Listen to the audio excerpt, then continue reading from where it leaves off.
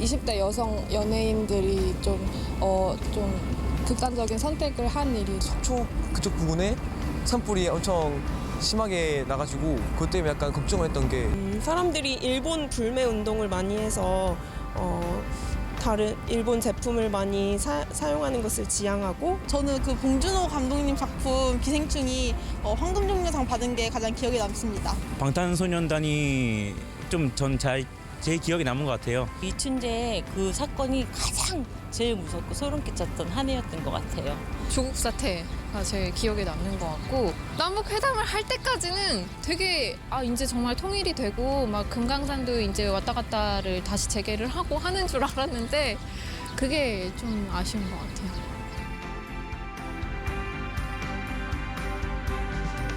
네, 시청자 여러분께 가장 기억에 남는 올 한 해 뉴스는 어떤 것이었는지요? 올 한 해 정말 많은 일들이 있었던 것 같습니다. 네, 맞습니다. 그래서 저희가 오늘은 2019년을 정말 한번 돌아보는 시간을 가져보려고 합니다. 스튜디오에 박지훈 변호사님 모셨습니다. 어서 오세요. 안녕하세요. 어서오세요. 네, 변호사님 올 한 해도 바쁘셨죠? 네, 하여튼 항상 하는 말이지만 다사다난했던 것 같고 네. 상당히 바빴던 한 해 같은데 저는 강성아 아나운서는 예. 또 어떻게 지냈는지 궁금합니다. 저는 1년 내내 허둥지둥 하다가 허송세월 보낸 것 같습니다. 네. 예, 이승현 아나운서 어떻게 보냈어요? 저는 올해 아침이 좋다의 네. MC가 됐던 게 저한테는 정말 큰 일이긴 했었죠. 예, 네. 제가 봐도 잘 된 것 같아요. 네, 계속했으면 좋겠습니다. 예, 자 그럼 먼저 올 한 해 정치 경제 분야에서 있었던 큰 사건들을 정리해봤습니다. 화면으로 보기 전에 네, 올 한 해 정치 경제 분야에 있었던 소식들 지금 바로 만나보시겠습니다. 승태 전 대법원장이 오늘 새벽 구속 수감되었습니다. 사법부 71년 역사상 가장 치욕적인 날로 기록됐습니다. 국회는 그야말로 전쟁터 아수라장이었습니다. 날치기다! 국회의원과 정당이 법안을 제출하려는데 이 사무실 정리가 발자국 건너시면 사상 처음으로 우리 땅을 밟으시는 미국 대통령이 되십니다. 트럼프 미국 대통령과 북한 김정은 국무위원장 그리고 문재인 대통령이 판문점에서 손을 맞잡았습니다. 일본이 끝내 한국을 백색 국가에서 제외하는 법령 개정안을 불매 운동의 파장이 점점 커지는 모양새입니다. 동국은 물러나라! 조국 법무부 장관이 취임 한 달 만에 전격 사의를 표명했습니다.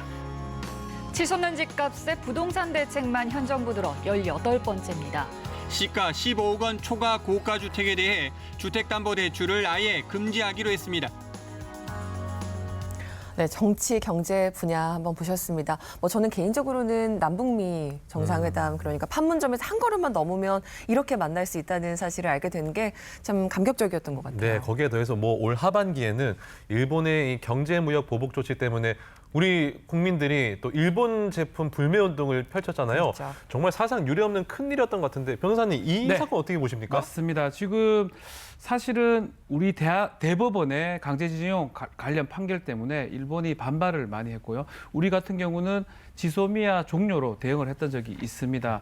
결국은 지금 당초 일본 보복 무역 조치가 반도체 산업을 겨냥한 것처럼 보였지만 우리 모든 산업에, 일본 관련된 산업에 영향을 끼쳤고 우리 소재나 부품이나 장비를 일본에서 좀 탈피해야 되겠다 이런 인식이 되게 됐었고요. 그래서 우리가 일본 불매 운동이라든지 맥주, 자동차, 특히 관광 관련해서 네. 불매 운동을 벌여가지고 그렇죠. 네. 어느 정도 효과를 본 것 같습니다. 네. 아마도 이번 무역 분쟁을 통해서 일본하고 우리 관계가 좀 수직적이었다면 앞으로는 예. 수평적 관계로 변할 수 있는 계기가 되지 않을까 생각이 듭니다. 네. 어쨌든 정치 경제 분야 보면 조금 버거운 뉴스들이 많았는데 올해 이슈 중에서 좀 짚어봐야 될 또 하나의 이슈가 있었죠. 아무래도 조국 전 장관 얘기를 하지 않을 수가 어마어마했죠. 없습니다. 네. 사실 조국 전 장관 비검찰 출신 법무부 장관이었거든요. 자, 검찰 개혁의 핵심 인물로 부각을 받으면서 장관으로 됐는데 사실 이례적으로 장관 자택의 압수수색, 강제처 수사를 상당히 많이 받았고요. 결국은 사임을 한 그런 상황이었습니다. 특히 현재 장관이 사임하는 과정을 좀 겪었지만 23일 날은 지난 23일 날은 직권남용죄 등으로 구속영장이 청구가 되기도 했었고요. 그렇지만 영장이 기각이 됐습니다.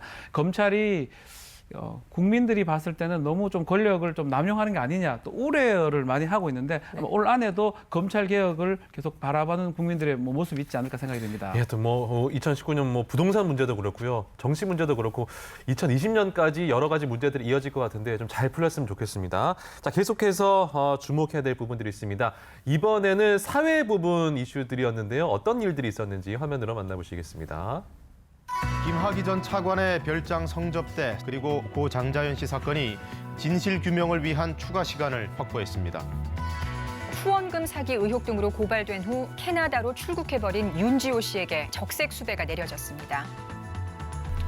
거대한 산불 재난이 강원 일대를 덮쳤습니다. 작은 불씨가 순식간에 대형 산불로 번졌고 단 하루 사이 국가 재난 사태로 이어졌습니다.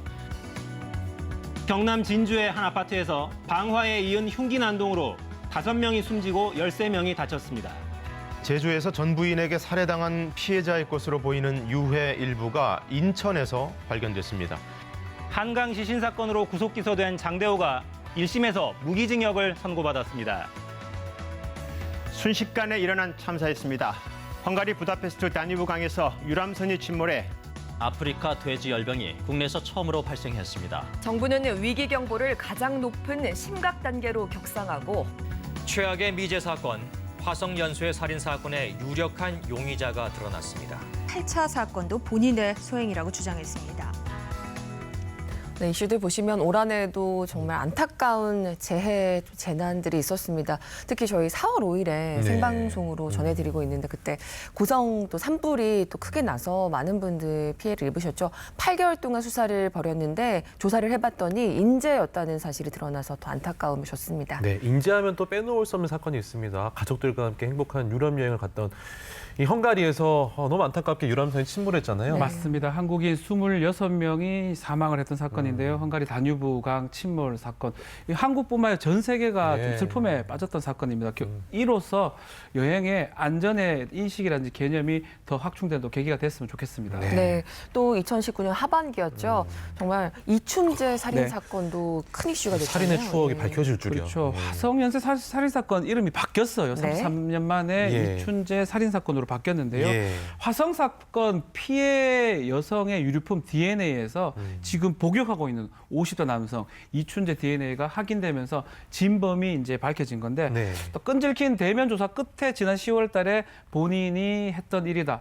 또 8차 사건도 본인이 했던 것이다 라고 얘기하면서 여러 가지 미제 사건이 밝혀지게 됐는데 특히 8차 사건 관련해서 윤모 씨가 이제껏 진범으로 오해를 받았었거든요. 그렇죠. 그 부분을 지금 다시 재심 청구를 한 그런 상황이고 특히 이제 이것 관련해서 국민들이 정말 잘못된 수사라든지 잘못된 수사 간행 이런 것에 대해서 또 올바른 요구를 하고 있기 때문에 이 부분도 낱낱이 검토해서 한전 우역 없이 밝혀져야 될 것 같습니다. 또 이춘재 사건 같은 경우는 진실은 언젠가는 밝혀진다라는 것을 국민들에게 던져준 메시지가 있었던 것 같습니다.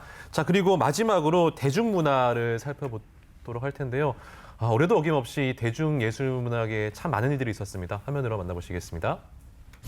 클럽 버닝썬 의혹이 빅뱅의 멤버 승리의 성접대 의혹으로 옮겨 붙더니 급기야 연예인 정준영 씨의 불법 촬영물 유포 파문으로 번지고 있습니다.